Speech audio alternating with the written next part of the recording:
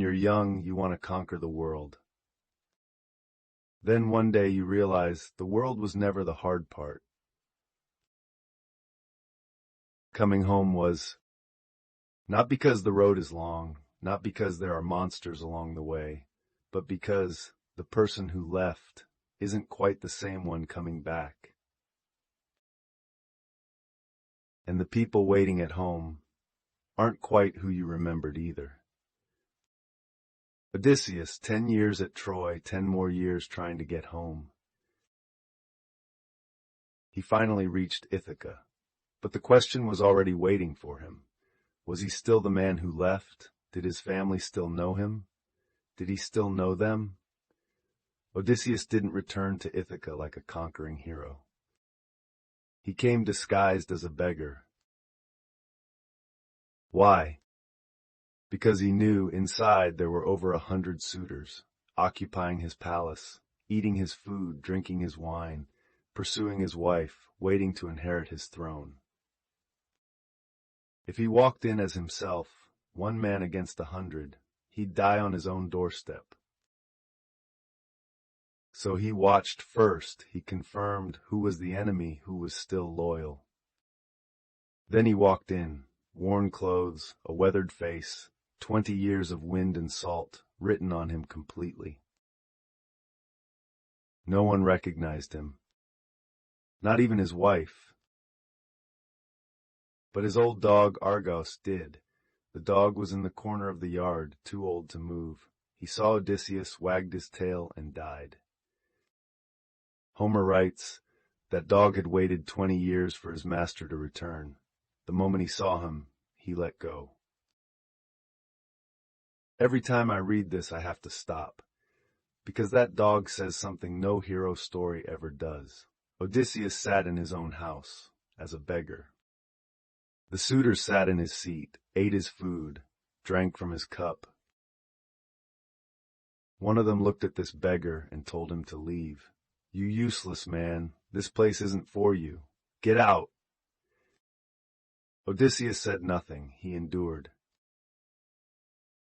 Have you ever felt that a place you once belonged to now has someone else sitting in your spot, your position, your title, your role, replaced? Maybe at work, maybe in a family, maybe in a relationship, you used to be the most important person to someone, and then one day you weren't anymore. That feeling isn't anger. It's something deeper than anger. I'm still here, but here doesn't seem to need me anymore. Odysseus sat in the corner of his own house, dressed in rags, watching others fill his place. He didn't explode. He didn't cry. He waited. That is what makes this story extraordinary. Not that he won in the end, but that in that moment he held. Penelope set a test. Whoever can string Odysseus's bow and shoot through 12 axe heads, I'll marry him. That bow was his. Only he could string it. The suitors tried one by one. None could do it. Then the beggar stepped forward. No one stopped him. They thought it was absurd. A beggar pulling that bow. Odysseus strung it, shot through all 12, then turned the arrow toward the suitors. That was his last battle, not at Troy, not at sea, in his own home. He took back his place in the house he built. But what I want to say here isn't about that fight. It's this: many people spend years fighting out there and come home to find the last battle isn't over yet. Not a battle with weapons, but 20 years of distance between people who love each other. That distance can't be solved with a bow, only with time, with words, with showing up again, slowly, rebuilt. Psychology has a concept, role transition stress. When a person has spent years in one role, and that role suddenly changes, the mind needs time to find its footing again. Odysseus spent 20 years away. He was a warrior, a leader, a drifter, a survivor. Coming home, he needed to become a husband, a father, a king. 4 different versions of himself. each one asking something completely different.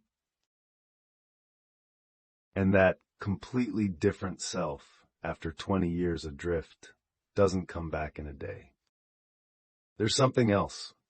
Modern research on veterans returning from combat finds the biggest challenge isn't physical injury. It's how to become an ordinary person again. On a battlefield, every decision carries weight. Every action has meaning. Back home, someone asks, "What do you want for dinner?" That gap is wider than anyone imagines. Odysseus faced this too.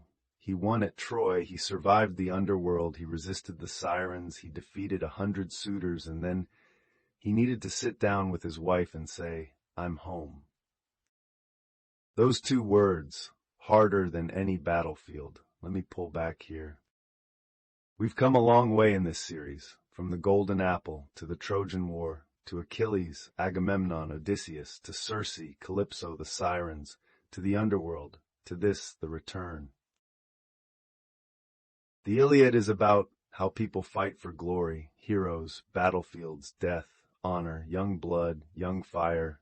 I want to be remembered. I want to prove myself. I want to win.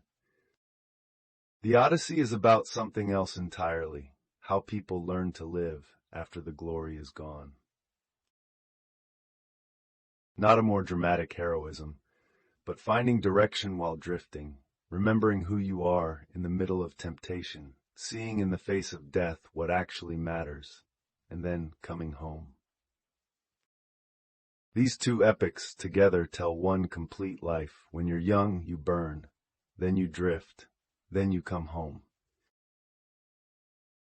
And home was never just a place on a map.